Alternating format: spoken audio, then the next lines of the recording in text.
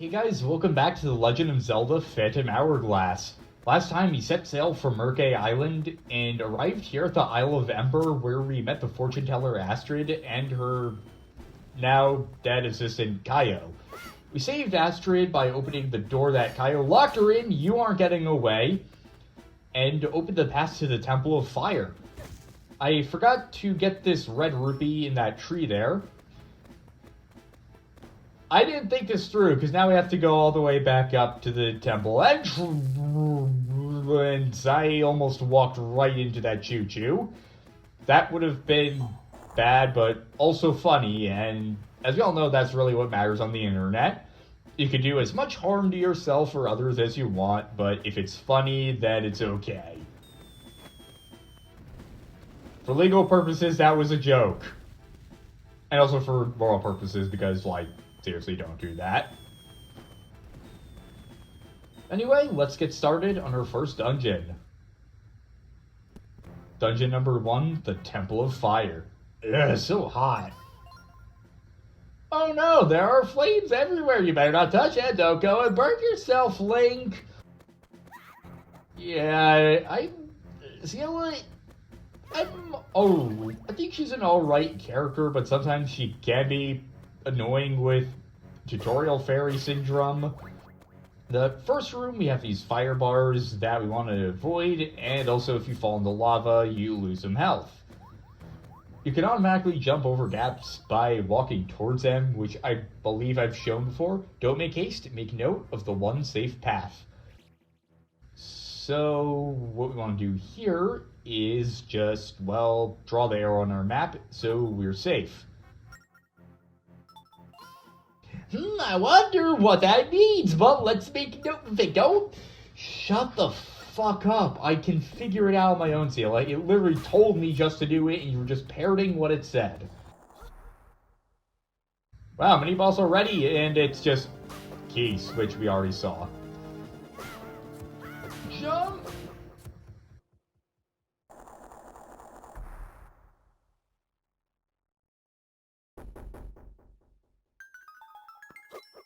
Got the rupee, we don't want to leave any behind. I'm very stingy about it. Got a small key, use this to open locked doors, you can only use it once. And while we're going through here, I really love the design of the walls and the floor and the aesthetics. I've always been fascinated by the architecture of Zelda dungeons, and this game is no exception, even though it does get overlooked a lot for reasons we'll get into later. I do like the visual styles of the dungeons in this game, but it's not talked about a lot. I didn't mean to walk into that. We saw that this was the one safe path because there are trapdoors everywhere. These switches will automatically switch off, so we want to use a swing attack to activate them all at once, even though we somehow failed at that. That opens art. Okay, that was entirely my... That also was entirely my fault. I am not playing well at all. Okay, we narrowly avoided that. And let's go up and onto the second floor, and that fire looks really cool. Okay, I'm gonna take it slow because I don't want to jump into or run into fire again. And I also will not run into electricity either. And those are, red-blue switches that make red things go down and blue things go up, and vice versa. It's a pretty easy concept. Yeah, those have a bad habit of just appearing out of nowhere and scaring you. What do you have? Come on, please be a heart. Thank you. Another mini-boss. These are gels. They will divide in two if they're big, and they can be very annoying because they can latch onto you, and you have to run the screen to get them off. A good way to handle them is the spin attack.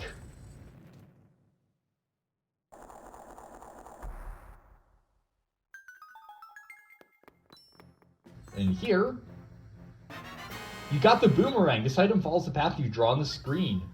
A boomerang, know how to throw it? First, tap on the item icon to equip the boomerang. Then just draw a line and it'll follow that flight path, straight or curvy. Give it a try. throw it around this room to get the hang of it.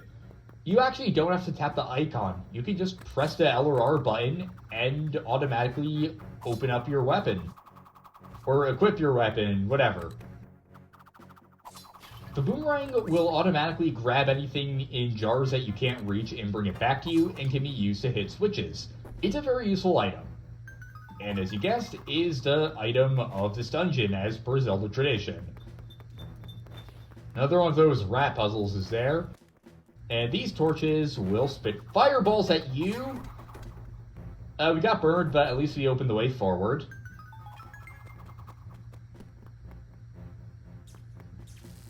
Let's see if there's anything there. Also, we can use a boomerang to stun the electric choo-choo so we don't have to worry about them as much. Boing boing! There are no treasure chests on this floor.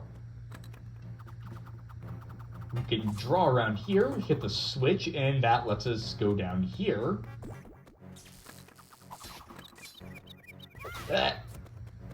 Not sure what noise that was.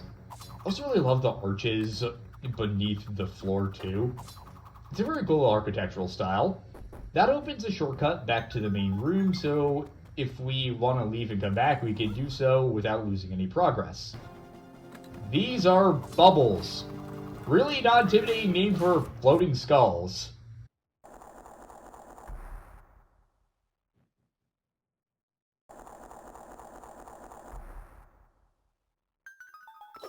Got another rupee, and after our third mini-boss, let's go to the second floor.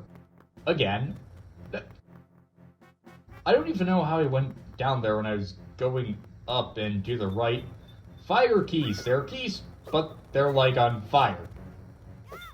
Yeah, pretty self-explanatory. There's also a fire bar there that you want to be... Okay, this isn't good. Yeah, I should have just used a boomerang for them. The boomerang kills him instantly. It can be kind of tricky if the enemy is moving around a lot, but if you just draw erratically, eventually it'll come in contact with your path. Let's pull the switch here. And we were gonna have to pull the other one. Somehow I can just sense it. Pick up the heart. Boing boing. The number of treasure chests left here is 1. It'll cost you 20 rupees to see where treasure lies. I'm gonna use it this once and not again. Make a note on your map. Once you finish talking to the gossip stone, the icon showing where the treasure chest is will disappear.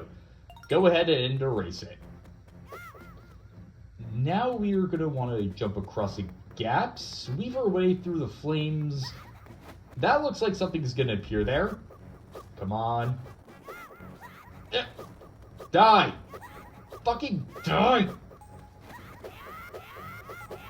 Oh, it can't be hit by the sword? Okay, this is fucking bad.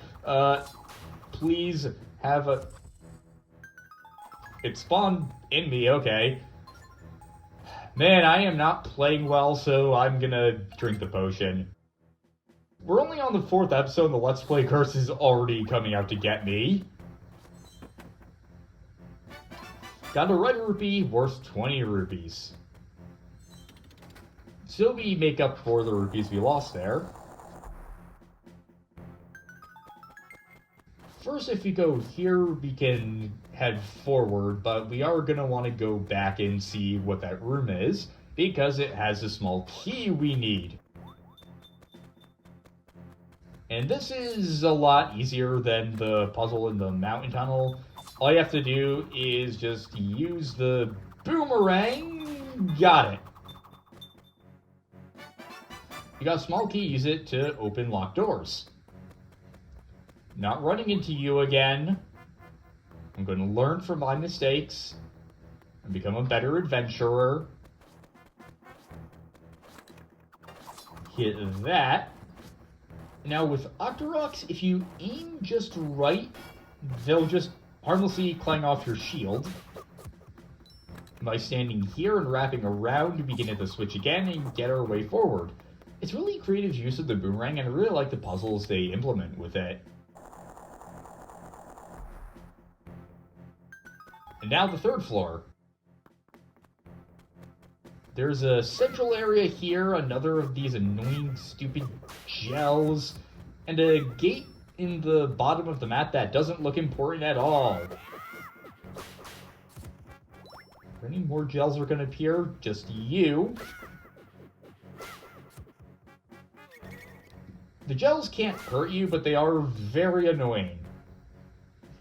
You want to blow out these candles. Make a wish.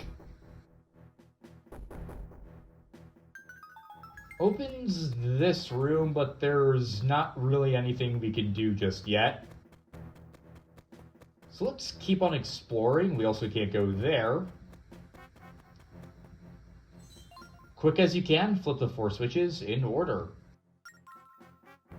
Let's copy that down. 1, 2, 3, 4. 4 as a symbol. A triangle with an unfinished triangle at the bottom. You see something of note, write it on your map, blah, blah, blah. We get the idea. Let's go back to the room and use the boomerang to hit the switches in the order we saw. That was horribly misdrawn. I was about to say, that's a really long time for it to wait. They were a lot more forgiving than that than I'd expect. Drops a small key down, just use a boomerang to get it. That opens the way to the bottom to the left, all the way to this very significant looking door.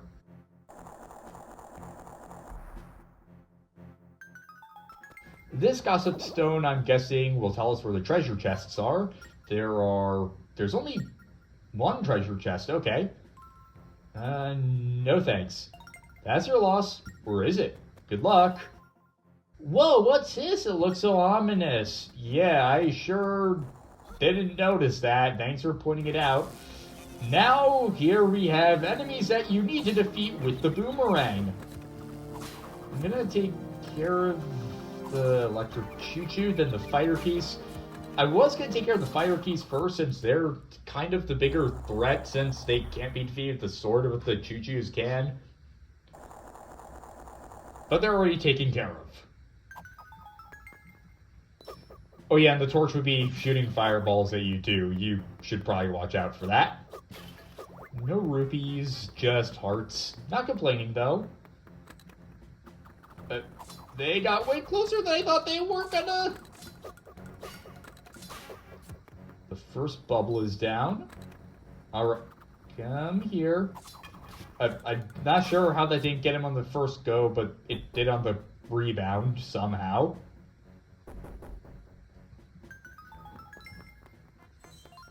When all 3 torches are lit, the path will be revealed. When you stand on the... I wasn't even tapping there, what the hell? Once you hit the switch, this torch lights up, and we can use it to light the other ones. You don't have to wait to see the star symbol to make it work. Okay, why didn't he jump over that? There's a switch. I see what we have to do. That makes it safe-ish. Okay, that heart is appreciated. Now let's be careful. I need a heart. Thank you. You found the boss key. It's a huge, heavy key. Finally, it's called the boss key, not the big key in Wind Waker. That really bothered me in that game. And we have to move with it slowly for some reason. It's not really a challenge, so I don't really get why this was implemented, since we could just easily run with it, and it isn't that much of a challenge. It'd be different if there was something you had to do while walking slowly. That would make for an interesting mechanic, but I don't really get what the point of that was. Now that we have the boss key, we're on the 4th floor, which we can't actually write on. This temple protects the spirit of power. You know, shit's gotten real when torches light automatically. Step into the blue light to return to the temple's entrance.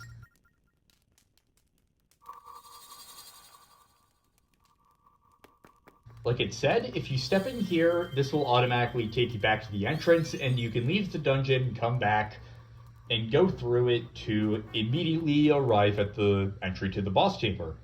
It's a very convenient method, so you don't have to go all the way through the dungeon again.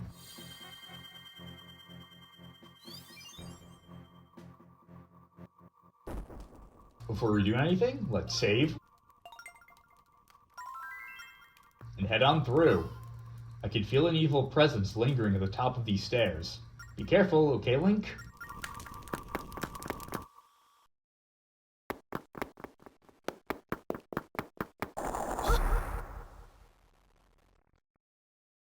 Blaaz, Master of Fire.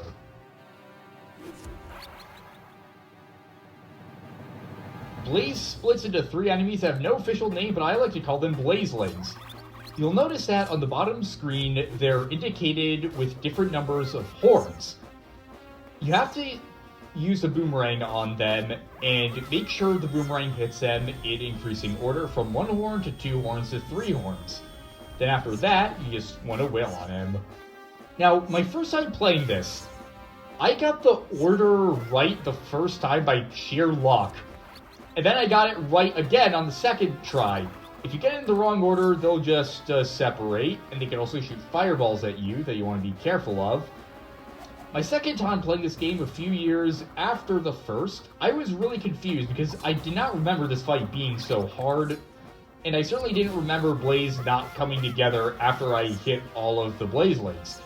I then realized that there were horns and you had to hit them in increasing order, and somehow I just got lucky both times my first playthrough, and I still don't know how that happened to this day. But yeah, it's a weird story I have with this boss. And you also don't want to take too long or else the fire will hit you. Okay, there we go, that should work. Come on! I want it. Actually, yeah, let's just. Man, that. I was about to say he's taking a lot longer to go down than I thought he would, but. There we go.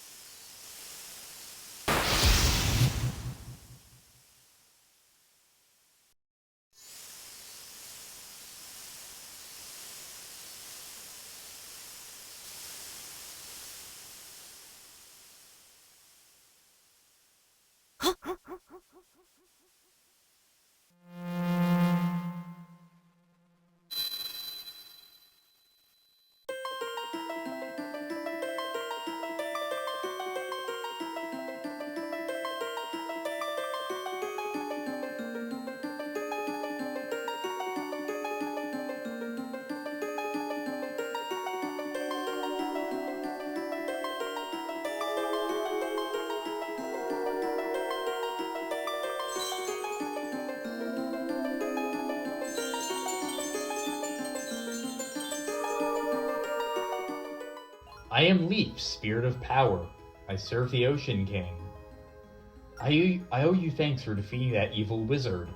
You broke the seal, so now I'm free. Look, Link! It's a Spirit of Power! This must all be what Astra is talking about. Please help us. We need your strength. I was locked away with the Ocean King years ago, but now I can't feel the Ocean King's presence. I wonder what happened to him.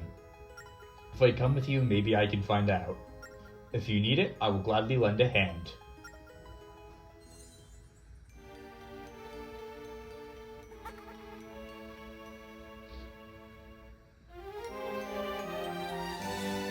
The Spirit of Power, Leaf, has joined your group. You should go tell Astrid.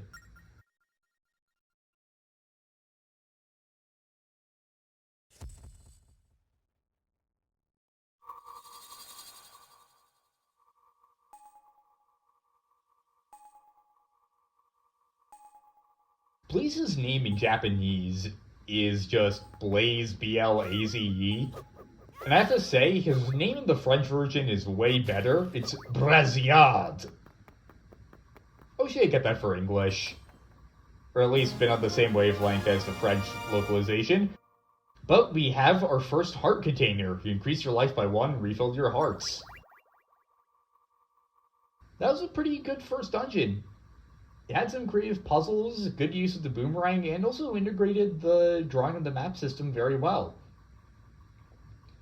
Next time on The Legend of Zelda Phantom Hourglass, we return to Astrid and see what our next clue to the ghost ship will be. See you guys next time.